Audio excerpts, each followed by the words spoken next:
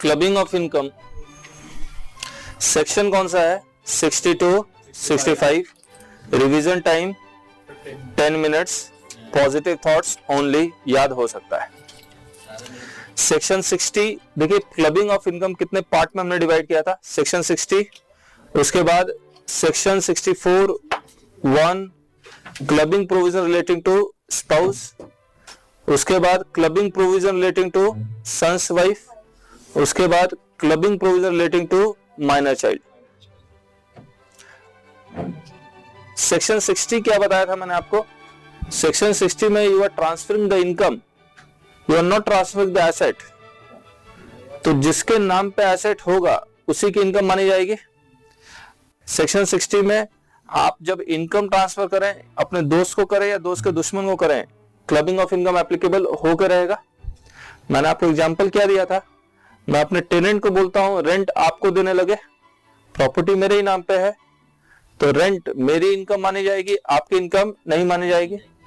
मैंने बैंक को इंस्ट्रक्शन दिया कि इंटरेस्ट आपको देने लगे, फिक्स डिपॉजिट मेरे ही नाम पे है, तो इंटरेस्ट मेरी इनकम में क्लब हो जाएगी, आपके हैंड में टैक्सेबल नहीं होगी। ये किस सेक्शन में है? Section 60, transfer of income without transfer of assets, clubbed in the hands of transferor. Section 64, clubbing provision relating to spouse, इसे कितने part? Remuneration to spouse, asset transfer to spouse and asset transferred for the benefit of spouse. मैं सबसे पहले कर रहा हूं remuneration to spouse. मतलब मैं अपने कंपनी में अपनी वाइफ को नौकरी में रखता हूं या वाइफ ने अपनी कंपनी में मुझे नौकरी पर रखा हुआ है, तो ये वाला प्रोविजन एप्लीकेबल हो जाएगा, रेम्यूनरेशन टू स्पाउस। कंडीशन क्या है? Remuneration received by spouse shall be clubbed in the hands of that individual who has substantial interest in the concern.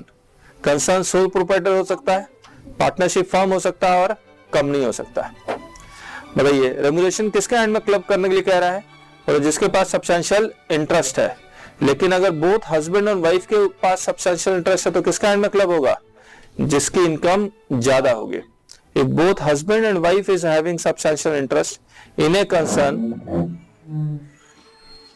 if both husband and wife is having substantial interest in a concern, then remuneration shall be clubbed in the hands of that spouse whose total income, excluding the remuneration to be clubbed, is greater. Clubbing कब नहीं होगी?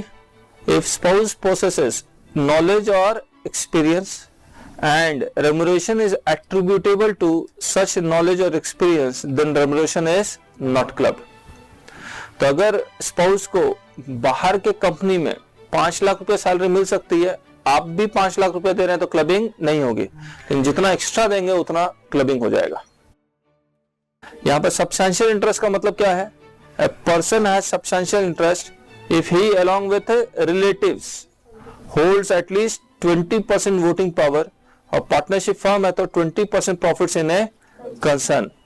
Relative का मतलब लिखा हुआ है, relative is linear ascendant and descendant, यानी खुद तो आएगा ही, चिल्ड्रंस आएंगे, ब्रदर सिस्टर आएगा। तो देखिए क्या लिखा हुआ है, स्पाउस ब्रदर सिस्टर लिखा हुआ है। लीनियर असेंडेंट का मतलब क्या बताया था आपको? लीनियर असेंडेंट का मतलब फादर मदर ग्रैंडफादर ग्रैंडमदर, देखिए लिखा होगा। लीनियर डिसेंडेंट का मतलब क्या बताया था? Son daughter grandson granddaughter. ठीक है, आ गया ये section 64 subsection 1 clause 4, asset transfer to spouse. Asset transferred by individual, ये इंडिविजुअल कौन है? हस्बैंड हो सकता है या वाइफ हो सकती है, to his or her spouse. क्यों? विदाउट एडुकेट कंसिडरेशन, है भाई, गिफ्ट दे दिया।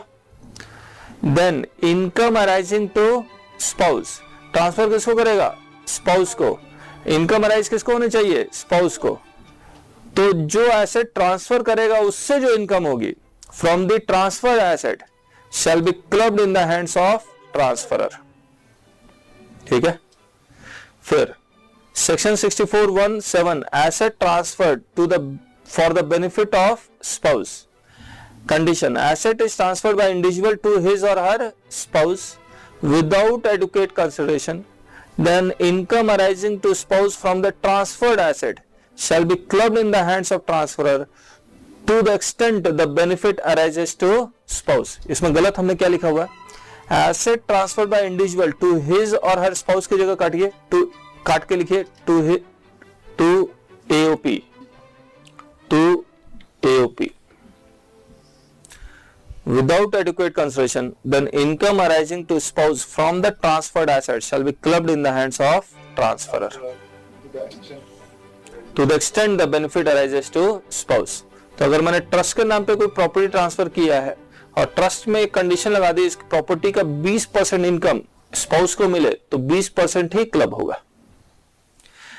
देखिए, applicable clubbing provision shall be applicable only when marriage subsists both at the time of transfer of asset and at the time when income arises. एक बात बताइए, ऐसा कंडीशन रेम्युनरेशन में नहीं था, लेकिन जब एसेट के बारे में बात आएगी तो जिस दिन एसेट ट्रांसफर हो रहा है और जिस दिन इनकम अराइज हो रहा है, both days the relationship of husband and wife should subsist. Exception है where the asset is transferred with an agreement to live apart, then clubbing provision is not applicable.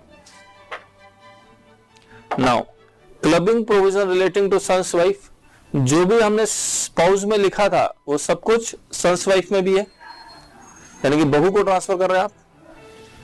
Asset transfer to son's wife, asset transferred by individual. या individual कौन है? या individual कौन है? Father in law या mother in law.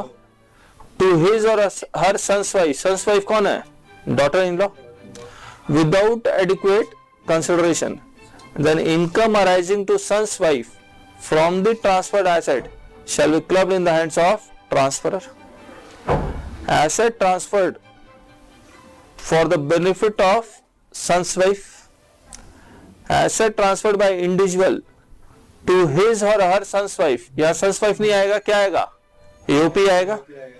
Without adequate consideration, then income arising to son's wife from the transferred asset shall be clubbed in the hands of transferor to the extent benefit arises to son's wife. Same applicable if father-in-law and daughter-in-law, mother-in-law and daughter-in-law relationship subsist both at the time of transfer of the asset and at the time of accrual of income. मैंने एक अमिताभ बच्चन ये सबका example लिया था आपके साथ. A transfer asset to Mrs. A, Mrs. A transfer same asset to her son's wife. The income arising to son's wife shall be clubbed. अगर genuine transfer है तो genuine transfer है तो Mrs. A, और fraud transfer है तो Mr. A.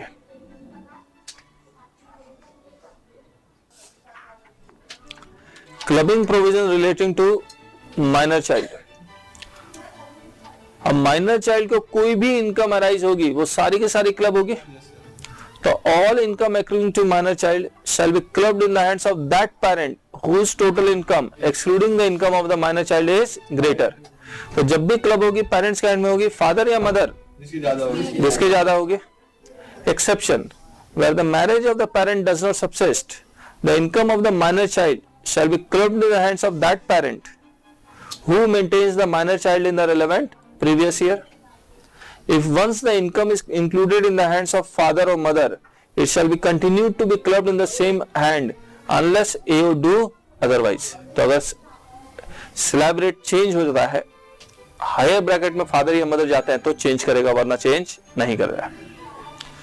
No clubbing if minor child is suffering from any disability specified under section 80U. All income shall not be clubbed.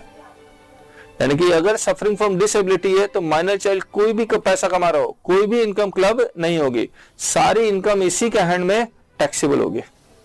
Number 2, minor child has earn any income from his own skill और talent, तो only income earn through talent shall not be clubbed, remaining income shall be clubbed. तो मैंने example लिया था, मान एक child actor 10 lakh रुपए acting से कमाता है, उसको फिक्स डिपॉजिट करवा देता है, तो एक्टिंग वाली इनकम क्लब नहीं होगी, लेकिन इंटरेस्ट वाली इनकम क्लब हो जाएगी क्योंकि वो टैलेंट से नहीं है.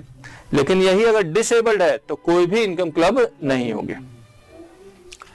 जिसके हैंड में क्लब होगी, जिस पेरेंट्स के हैंड में क्लब होगी, वो 1500 रुपए का एग्जाम्शन क्लेम कर लेगा। Section 10 subsection 32 exemption up to ₹1500 per child exemption to that parent in whose hands income is clubbed। मतलब क्लबिंग कब तक होगी? जब तक वो माइनर है। जिस दिन मेजर हो जाएगा क्लबिंग नहीं होगी। मान लो 1 अक्टूबर को मेजर हो गया तो 1 अक्टूबर से बाद जो भी इनकम कमाएगा वो क्लब नहीं होगी, इसी के हैंड में टैक्सेबल होगी। 1 अक्टूबर से पहले क्लब होगी। No clubbing from the date the minor child attains majority. The income earned by minor child shall be taxable in their hands only. Return of income shall be in their name and signed by guardian। अगर club नहीं होती है तो minor child के hand में taxable होगी, लेकिन return of income इसी के नाम पे जाएगा। साइन माइनर चाइल्ड नहीं करेगा। कौन साइन करेगा? गार्जियन करेगा। Other points, income from transferred asset is to be clubbed. Spouse और सन्स वाइफ में ये लॉजिक करेक्ट है, माइनर चाइल्ड में भी करेक्ट है। Income from income cannot be clubbed, spouse और सन्स वाइफ में करेक्ट है। इन माइनर चाइल्ड में तो कोई भी पैसा कमा रहा हो, किसी भी सोर्स से भी कमा रहा हो, किसी ने भी गिफ्ट दिया हो, सब इनकम क्लब हो जाएगी। इसलिए यहां रॉन्ग लिखा हुआ है। Income from accretion of asset is clubbed, correct है। जैसे ओरिजिनल शेयर्स पे बोनस शेयर्स मिला और हाँ cannot be club. Income from accretion of asset cannot be club. Original share से बोनस शेयर्स मिला तो ओरिजिनल शेयर्स का डिविडेंड क्लब हो जाएगा, बोनस शेयर्स का डिविडेंड क्लब नहीं होगा। लेकिन माइनर चाइल्ड के केस में एक्रीशन ऑफ एसेट वाली इनकम भी क्लब होगी। किसके हैंड में? पेरेंट्स के हैंड में, फादर या मदर जिसकी इनकम ज्यादा हो। आया